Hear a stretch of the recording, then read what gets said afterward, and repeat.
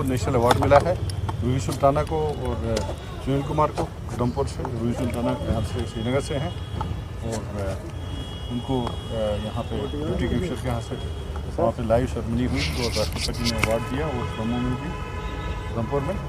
और इसके साथ साथ आज हमारे लेफ्टिनेंट गवर्नर साहब ने ऐलान किया आज सुबह हमारी जो बैठक थी उसमें कि टीचर्स अवार्ड इंस्टीट्यूट किए जाएंगे। इसकी हमारी प्रपोजल थी, उसको अप्रूव कर दिया। इसमें हम स्कूल टीचर्स के लिए आगे से ये रिस्टोर कर रहे हैं ट्रेडिशन को और उम्मीद करते हैं कि सभी जल्दी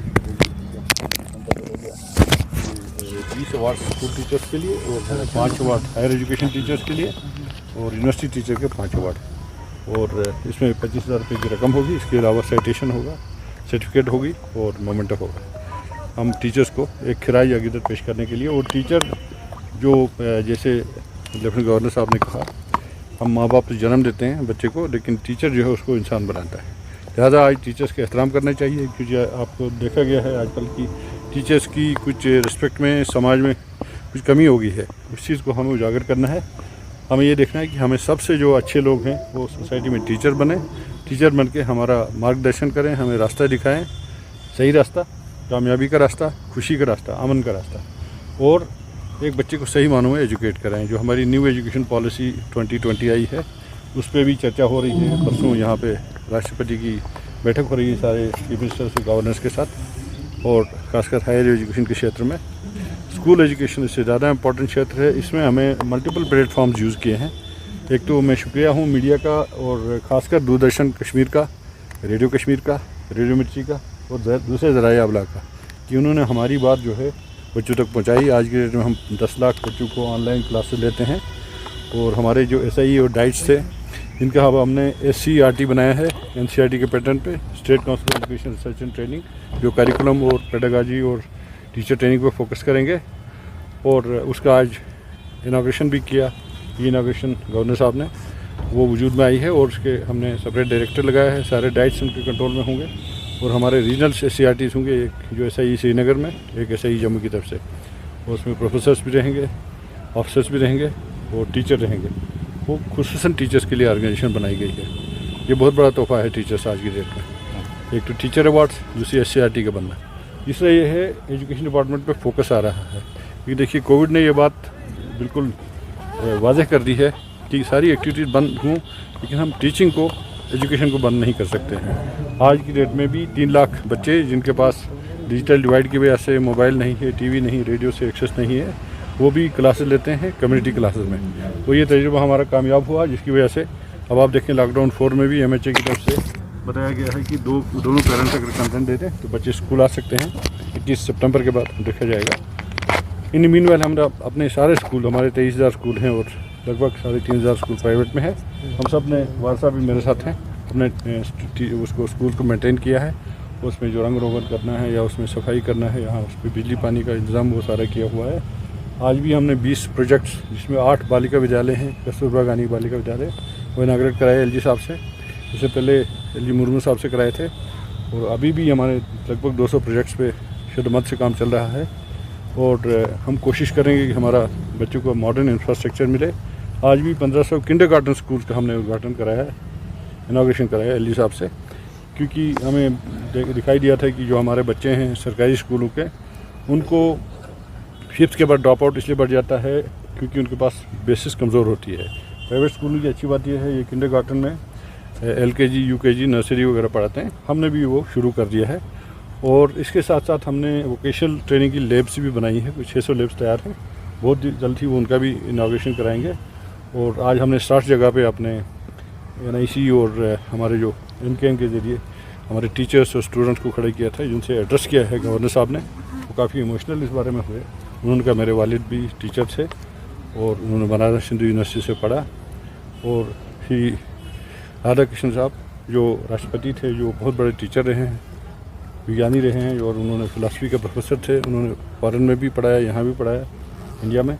तो उन्होंने कहा था मेरे बर्थडे को अगर मनाना है तो आप एक टीचर्स डे के तौर पे मनाइए। इसलिए आज हम टीचर्स डे मना रहे हैं, और इस पर फोकस है टीचर्स पे। और टीचर जो है समाज का सुधारने वाला भी होता है। मैं टीचर को एक लीडर मानता हूँ, कम्युनिटी लीडर। तो हमारी कम्युनिटी में हमारे पास अगर 6000 गाँव हैं JKUT में, उसमें हर गाँव में हमारे 3 से 5 हमारे SSA रमसा इसके सर्विस अभियान के थे और राबत तालीम के थे, उन सबको हमने रेगुलाइज किया है ग्रेड 2 ग्रेड 3 में। अब इसमें ग्रेड 2 में जो टीचर्स हैं, जो 10+2 टीचर्स हैं, क्योंकि B.Ed नहीं है, उनका भी हमने इसमें इग्नो से और NIOS national institute of open schooling से टैप किया है। उनको यहाँ बुला रहे हैं कि उनकी कोई ब्रिज कोर्सेज करें, उसके साथ साथ हम लोग उनको B.Ed की ट्रेनिंग करें। 10+2 वाले का 3 ईयर डिग्री कोर्स है, ग्रेजुएट्स के लिए 2 ईयर कोर्स है। इसके अलावा हमारे पास पोस्ट ग्रेजुएट्स के लिए 1 ईयर का कंडेंस कोर्स है और एक इंटीग्रेटेड B.Ed भी इसमें है नई एजुकेशन पॉलिसी में 4 ईयर्स का, अगर आप उसके साथ मास्टर्स भी साथ में करना चाहते हैं।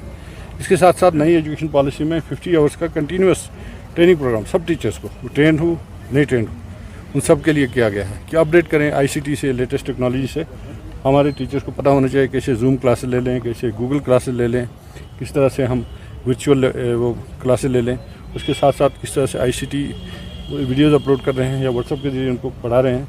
ये सारी चीज़ें हो रही हैं। तारीख को अगर आप वालिद हैं, वालिदैन में से हैं, आप हमें रिटन कंप्लेंट दीजिए। जब आप मोटी रकम देते हुए खुद खुश होते हैं और हमारे पास कोई सबूत नहीं है, कानून सबूत की बेसिस पे चलता है। ये बात आप जनरल सब स्कूलों को बदनाम नहीं कर सकते।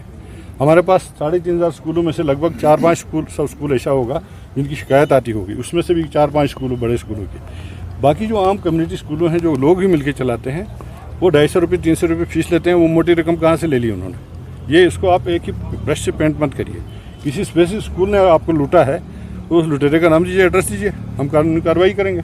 हमने एक रिटायर्ड हाईकोर्ट जज को मुकर्रर किया है, चीफ जस्टिस मैडम ने, और उसकी आर्डर्स हम तकरीर इशू कर रहे हैं। फी फिक्सेशन कमेटी, वहाँ शिकायत दर्ज होगी और उसमें हम एक चार्टर्ड अकाउंटेंट भी रखेंगे जो जाके उनके अकाउंट्स को चार्टर्ड अकाउंटेंट देख लेगा, चेक करेगा कितना पैसा उन्होंने अब तक हासिल किया है पेरेंट्स से।